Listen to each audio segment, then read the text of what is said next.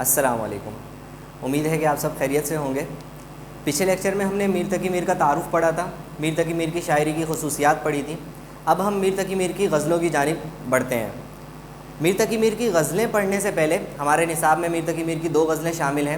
وہ غزلیں پڑھنے سے پہلے, چونکہ آج ہم غزل کا ایک نیا ٹاپک, نیا عنوان جو ہے وہ غزل کا شروع کر رہے ہیں, تو میں چاہوں گا کہ مختصر سا میں آپ کو غزل کے بارے میں کچھ آپ کی یاد دہانی کروا دوں. آپ کو بتا دوں کہ غزل آپ پہلے پڑھ چکے ہوں گے, غزل کیا ہوتی ہے, اس کے معنی کیا ہوتے ہیں, اس میں کن کن چیزوں کی ضرورت ہوتی ہے, اور غزل کا مقصد کیا ہوتا ہے. یہ ساری چیزیں پڑھنے سے پہلے, غزل پڑھنے سے پہلے ہم ایک دفعہ اس کو ریوائیو کر لیتے ہیں, ایک دفعہ اس کو دہرا لیتے ہیں, تاکہ ہمیں آگے غزل پڑھنے میں بہت آسانی ہو. غزل کا مطلب آپ نے میٹرک کلاس سے پڑھا ہوگا, فرسٹ ایئر میں بھی پڑھا ہوگا, سیکنڈ ایئر میں بھی پڑھا ہوگا. تو غزل کا مطلب ہوتا ہے محبوب سے باتیں کرنا, اپنے محبوب کی تعریف بیان کرنا. غزل عربی زبان کا لفظ ہے, عربی زبان کا لفظ ہے, اور اس کا مطلب ہوتا ہے عورتوں سے باتیں کرنا. ہمارے معاشرے کے اندر یا ہندوستان کی تہذیب کے اندر جب غزل یہاں پر شامل ہوئی اور لوگوں نے غزل کہنا شروع کی, عرب سے آیا تھا یہ کانسیپٹ غزل کا کہ اپنے محبوب کی تعریف بیان کرنا. تو غزل کی تعریف ہم اس طریقے سے کر سکتے ہیں کہ غزل کا مطلب ہوتا ہے اپنے محبوب کی تعریف بیان کرنا, اپنے محبوب سے باتیں کرنا, اس کی حسن اور عشق کی تعریف کرنا, حسن اور عشق کی باتیں کرنا.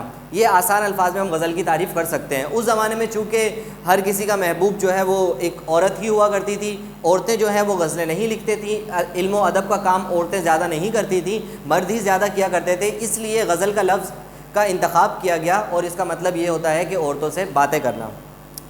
اب سوال یہ پیدا ہوتا ہے کہ ہمارے غزل ہوتی کیا ہے, یا ادب کے اندر غزل کی کیا حیثیت ہے, کیوں غزل جو ہے وہ ادب کے اندر آئی. تو ہم جب اپنی کتاب دیکھتے ہیں, آپ آج تک آپ نے کتنے لینگویجز پڑھی ہوں گی, لینگویج یا زبانیں جو ہم پڑھتے ہیں, آپ نے 9 کلاس میں سندھی پڑھی ہوگی, میٹرک کلاس میں آپ نے اردو انگلش پڑھی ہوگی, پھر فرسٹ ایئر سیکنڈ ایئر میں آ کر یہ اردو اور انگلش ہی ہو جاتی ہے. آپ یہ 2 زبانیں ہی پڑھ رہے ہوتے ہیں, اس کے علاوہ اور کوئی زبان ہم نہیں پڑھتے. ہمارے یہاں سندھ یا کراچی کی بات کریں تو جب ہم یہ زبانوں والا نصاب اٹھا کے دیکھتے ہیں, یا کسی بھی زبان کی جب ہم کتاب اٹھا کے دیکھتے ہیں, آپ انگلش کی کتاب اٹھا لیں, آپ سندھی کی کتاب اٹھا لیں, آپ اردو کی کتاب اٹھا لیں, تو آپ دیکھیں گے کہ وہ کتاب 2 حصوں پر مشتمل ہے. یعنی یوں سمجھ لیں کہ ادب کے 2 حصے ہوتے ہیں, ایک حصہ ہے نثر اور ایک حصہ ہے نظم. ایک حصہ ہے نثر جس میں سیدھا سیدھا لکھا جاتا ہے, ایک حصہ ہے نظم جس کے اندر ایک نظم کی صورت میں ایک خاص لائنوں میں جو ہے بات کی جاتی ہے, خاص انداز میں, خاص الفاظ میں بات کی جاتی ہے. چند الفاظ میں بڑی بات کر دینا وہ نظم کہلاتی ہے ہمارے یہاں. تو غزل جو ہے وہ نظم کی ایک قسم ہے. ہمارے یہاں نثر کہاں سے آیا؟ ہم بر صغیر پاک و ہند میں جو رہنے والے لوگ ہیں, یہاں جتنے بھی ادب ہوتے ہیں, جتنی بھی زبانیں ہیں, ان زبانوں کی جتنی بھی اقسام ہیں, ان میں سے زیادہ تر اقسام ہماری انگریزی سے آئی ہیں. انگریز سے ہمارے میں آیا نظم, پوئم, نظم انگریز سے آئی. پروز یا پوئٹری, پروز یا نثر, وہ بھی ہمارے یہاں انگریز سے آیا. پروز کی جتنی قسمیں ہیں, پوئٹری کی جتنی قسمیں ہیں, وہ سب انگریزوں سے آئیں. کچھ جیپنیز ہیں, کچھ الگ الگ طرح سے آئیں, لیکن غزل جو ہے وہ خالصتاً خاص طور پر ہماری اختراع ہے.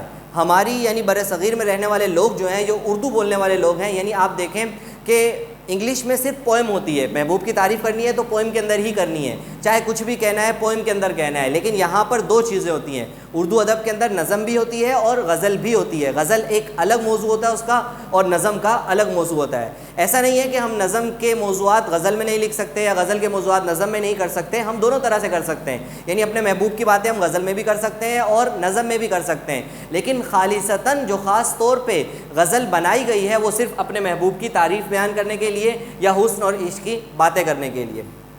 تھوڑا اور آگے چلتے ہیں, یہ باتیں ہوتی رہیں گی آگے. جب ہم غزل پڑھیں گے تو غزلوں کے اندر بہت ساری چیزیں آتی رہیں گی. تھوڑا سا اور آگے بڑھتے ہیں تو یہاں پہ ہم دیکھتے ہیں کہ حسن اور عشق کی باتیں کرنا. اب عشق, ہم نے عشق کو 2 حصوں میں ڈیوائیڈ کیا ہوا ہے, 2 حصوں میں ہم نے اس کو تقسیم کیا ہوا ہے. ہماری غزلوں کا جو عشق ہے, ہمارا بیان کرنے کا جو عشق ہے, وہ 2 حصوں پر مشتمل ہے. ایک ہوتا ہے عشق مجازی, اور ایک کو ہم کہتے ہیں عشق حقیقی. یعنی ہم ایز اے مسلم یا مسلمان ہونے کے ناطے ہمارا جو عشق ہوتا ہے, ہمارا جو ایک لاتعداد عشق جو ہے ہمارا, وہ اللہ تعالیٰ سے ہے. ہم اللہ تعالیٰ سے محبت کرتے ہیں, اس کو ہم کہتے ہیں عشق حقیقی. اور اللہ کے علاوہ اللہ کی بنائی ہوئی جتنی بھی چیزیں ہیں, کائنات میں جتنی بھی چیزیں ہیں, ان سب کے بارے میں ان سے ہمیں عشق ہو جاتا ہے. چاہے انسانوں سے ہو جائے, چیزوں سے ہو جائے, پیسے سے ہو جائے, موبائل سے ہو جائے, گاڑی سے ہو جائے, بائک سے ہو جائے, کسی بھی چیز سے ہمیں عشق ہو جائے, اس کو ہم کہیں گے عشق مجازی. حقیقی کا مطلب ہوتا ہے حقیقت، مجاز کا مطلب ہوتا ہے جھوٹا۔ جو دوسرا عشق ہوتا ہے وہ کمتر نہیں ہوتا، اس کی بھی اپنی حیثیت ہوتی ہے، لیکن ہم آسان الفاظ میں یا اصطلاحی یا ٹرمینالوجی کے اندر ہم اس کو ایک مجازی یا جھوٹا عشق کہیں گے، اور حقیقی کو عشق حقیقی ہم کہیں گے۔ اب غزل کا یہ حسن ہوتا ہے کہ غزل میں جب ہم یہ عشق کی باتیں کرتے ہیں، چاہے وہ عشق مجازی ہو چاہے وہ عشق حقیقی ہو، اس کے علاوہ بھی غزل میں مختلف موضوعات ذکر کر سکتے ہیں۔ مختلف موضوعات کون سے ہیں؟ اب اگر آپ نظم کی تعریف پڑھتے ہیں، غزل کی تعریف میں نے ابھی آپ کو بتائی، نظم کی تعریف کیا ہوتی ہے؟ نظم اشعار کا ایسا مجموعہ جس میں کسی ایک خاص عنوان کے بارے میں بات کی جا رہی ہو، چاہے اس نظم میں جتنے بھی اشعار ہوں گے وہ سب کے سب ایک خاص عنوان سے تعلق رکھتے ہوں گے، ایک خاص قسم کی بات ہو رہی ہوگی، سارے اشعار جو ہیں وہ اسی کی بات کر رہے ہوں گے جو نظم کا عنوان ہوگا۔ لیکن غزل میں ایسا نہیں ہوتا۔ آپ نے آج تک جتنی غزلیں پڑھی ہوں گی اس میں آپ نے دیکھا ہوگا کہ غزل کا کوئی بھی عنوان نہیں ہوتا، غزل کے اوپر بس غزل لکھا ہوتا ہے اور نیچے جو ہے اس کے اشعار لکھے ہوتے ہیں۔ غزل میں بہت سارے اشعار ہوتے ہیں، 5 6 4 بھی ہوتے ہیں، اور بھی بہت سارے اشعار ہوتے ہیں، لیکن ان کا کوئی عنوان نہیں ہوتا۔ غزل میں باتیں کیا ہوتی ہیں، غزل میں کس چیز کی بات کی جا رہی ہوتی ہے، تو وہ ابھی ہم نے بیان کیا، حسن عشق کی بات کی جاتی ہوئی ہے۔ عشق کون سا ہوتا ہے؟ عشق حقیقی بھی ہو سکتا ہے، عشق مجازی بھی ہو سکتا ہے۔ اب عشق حقیقی میں آ کر ہم اللہ کی تعریف بھی بیان کرتے ہیں، ہم اللہ کے بتائے ہوئے طریقوں کو بھی بیان کرتے ہیں، ہم اللہ کی وحدانیت کا اقرار بھی کرتے ہیں، ہم قیامت کا اقرار بھی کرتے ہیں، ہم دنیا کی بے ثباتی کا اظہار بھی کر رہے ہوتے ہیں، ہم بہت ساری چیزوں کو، یعنی جو اللہ سے یا جو اس سے عشق حقیقی سے جتنی بھی باتیں تعلق رکھتی ہیں، ان ساری باتوں کا ذکر جو ہے وہ ہم غزل میں کر سکتے ہیں۔ میں یہ کہہ رہا تھا کہ غزل کا ایک حسن ہے، غزل کے اندر ایک خاص چیز ہے کہ غزل کے جتنے بھی اشعار ہوں گے، ایک غزل میں جتنے بھی اشعار ہوں گے وہ سارے کے سارے اشعار مختلف موضوعات کے ہو سکتے ہیں۔ ضروری نہیں ہے کہ سارے کے سارے اشعار جو ہیں وہ ایک ہی ٹاپک پر ہوں، یعنی پہلا شعر جو ہے وہ عشق حقیقی میں ہو سکتا ہے، دوسرا شعر عشق مجازی میں ہو سکتا ہے، تیسرا شعر جو ہے وہ دنیا کی بے ثباتی پر ہو سکتا ہے۔ پھر مرزا غالب جو ہے وہ بہت زیادہ مشہور ہیں فلسفے کو بیان کرنے میں، کہ وہ فلسفہ لے کر آئے غزل کے اندر، تو فلسفی شعر بھی ہو سکتا ہے۔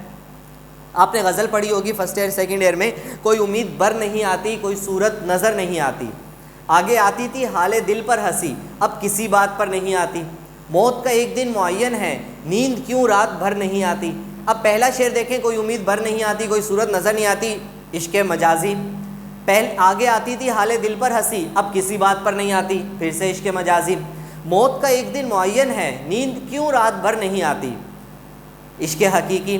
ہم وہاں ہیں جہاں سے ہم کو بھی کچھ ہماری خبر نہیں آتی، شرم تم کو وہ آخری شعر جو اس کا مقطع ہے، کعبے کس منہ سے جاؤ گے غالب، شرم تم کو مگر نہیں آتی، عشق حقیقی۔ یعنی ایک ہی غزل میں مختلف موضوعات کے اشعار جو ہیں وہ وہاں پر پائے جاتے ہیں۔ اور اگر ہم بہت ساری غزلیں دیکھتے ہیں، کہیں پہ اگر آپ جگر مراد آبادی کی غزلیں پڑھیں تو جگر مراد آبادی کی غزلوں کے اندر ہمیں ایک اخلاق کا پیغام دیا جاتا ہے، نہ حسن و عشق کی باتیں ہو رہی ہے، نہ عشق مجازی، نہ عشق حقیقی کا ذکر ہو رہا ہے، بلکہ مجاز کی ہی ایک صورت، یعنی انسانوں کے اخلاق کی بات ہو رہی ہے۔ آپ نے میٹرک میں غزل پڑھی ہوگی، نہیں جاتی کہاں تک فکر انسانی نہیں جاتی، اپنی حقیقت مگر آپ پہچانی نہیں جاتی، صداقت ہو تو دل سینوں سے کھنچنے لگتے ہیں واعظ، حقیقت خود کو منوا لیتی ہے مانی نہیں جاتی۔ اب اس شعر کو دیکھیں، صداقت خود کو منوا لیتی ہے مانی، حقیقت خود کو منوا لیتی ہے مانی نہیں جاتی۔ اس شعر کو دیکھیں تو یہ شعر نہ تو عشق مجازی میں آ رہا ہے نہ عشق حقیقی میں آ رہا ہے، بلکہ اخلاق پر آ رہا ہے کہ انسان کے اپنے اخلاق جو ہوتے ہیں ان اخلاق کو اس نے کیسے بہتر بنانا ہے۔ غزل کے یہ موضوعات بھی ہو سکتے ہیں۔ اب تھوڑا آگے بڑھتے ہیں کہ کل ہم نے میر تقی میر کا ذکر کیا، آج ہم میر تقی میر کی غزل پڑھیں گے، تو دیکھتے ہیں کہ میر تقی میر کی غزلوں کے اندر کون سے موضوعات ہوتے ہیں۔ کل ہم نے پڑھا کہ اس میں عشق مجازی بھی پایا جاتا ہے، عشق حقیقی پایا جاتا ہے۔ عشق مجازی درد اور غم والا ہوتا ہے۔ آپ نے فرسٹ ایئر سیکنڈ ایئر میں میٹرک میں جتنی بھی میر تقی میر کی غزلیں پڑھی ہوں گی اس میں آپ نے عشق حقیقی پڑھا ہوگا، اور آپ نے مجازی میں ایسی غزلیں پڑھی ہوں گی جو بہت ہی زیادہ درد اور غم والی ہیں، یعنی آسان الفاظ میں یوں لے لیں کہ آپ نے رونے دھونے والی غزلیں پڑھی ہوں گی۔ آج ہم تھوڑی مختلف غزلیں پڑھیں گے۔ اب غزل کہ اگر ہم ایک اس کا وہ بیان کریں کہ بھئی غزل مجموعہ کن چیزوں کا ہوتا ہے، اشعار کا مجموعہ ہوتا ہے، ان اشعار میں یہ 5 چیزیں جو میں نے آپ کے سامنے لکھی ہیں یہ لازمی چیزیں ہوتی ہیں، یعنی یہ چیزیں ایک غزل کے اندر لازمی طور پہ پائی جاتی ہیں۔ مثال کے طور پہ ہمارے پاس سب سے پہلی چیز ہے ردیف۔ ردیف غزل میں، اب میں ان کی تعریفیں مختصراً بتاتا چلوں، آپ سب پہلے جانتے ہوں گے لیکن پھر بھی میں ایک دفعہ آپ کے دہرانے کے لیے یہ باتیں بتا دوں کہ ردیف کیا ہوتا ہے۔ غزل کے شعر کے دوسرے مصرعے کے آخر میں جو الفاظ بار بار آتے ہیں انہیں ردیف کہا جاتا ہے۔ ردیف کیا ہوتا ہے؟ غزل کے شعر کے دوسرے مصرے کے آخر میں جو الفاظ بار بار ایک جیسے ہوتے ہیں وہ ردیف کہلاتے ہیں۔ قافیہ کیا ہوتا ہے؟ غزل کے شعر کے دوسرے مصرے کے آخر میں ردیف سے پہلے جو الفاظ ہوتے ہیں، ردیف سے پہلے جو ہم آواز الفاظ ہوتے ہیں وہ قافیہ کہلاتے ہیں۔ ایک دفعہ پھر سن لیں، غزل کے شعر کے دوسرے مصرے کے آخر میں ردیف سے پہلے جو ہم آواز الفاظ ہوتے ہیں وہ قافیہ کہلاتے ہیں۔ مطلع طلوع ہونے سے نکلا ہے، جیسے سورج طلوع ہوتا ہے نا جہاں سے نکلتا ہے، ویسے ہی مطلع کا مطلب ہوتا ہے طلوع ہونا۔ مطلع جو ہے جہاں غزل کا جو سب سے پہلا شعر ہوتا ہے اسے ہم مطلع کہتے ہیں۔ مطلع کی دوسری پہچان بھی ہوتی ہے، ایک پہچان تو یہ ہوگی کہ غزل کا پہلا شعر ہوتا ہے، مطلع کی دوسری پہچان یہ ہوتی ہے کہ غزل کے مطلع میں ہمیشہ ایسا ہوگا کہ غزل کا جو مطلع ہوگا اس کے دونوں مصرے ہم قافیہ اور ہم ردیف ہوں گے، یعنی دونوں مصروں میں قافیہ اور ردیف موجود ہوگا۔ پھر اس کے بعد مقطع کا مطلب ہوتا ہے قطع کرنا، یعنی چھوڑ دینا، ختم کر دینا، قطع تعلق کر دینا، آپ نے اس سے سنا ہوگا۔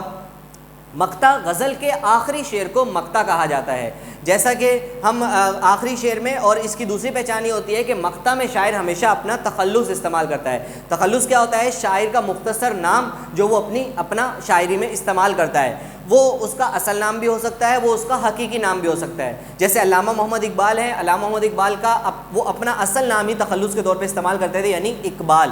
اور مرزا غالب کا دیکھیں تو مرزا غالب کا اصل نام جو ہے وہ اسد اللہ ہے، لیکن وہ اپنا تخلص غالب لکھتے ہیں اپنی شاعری کے اندر۔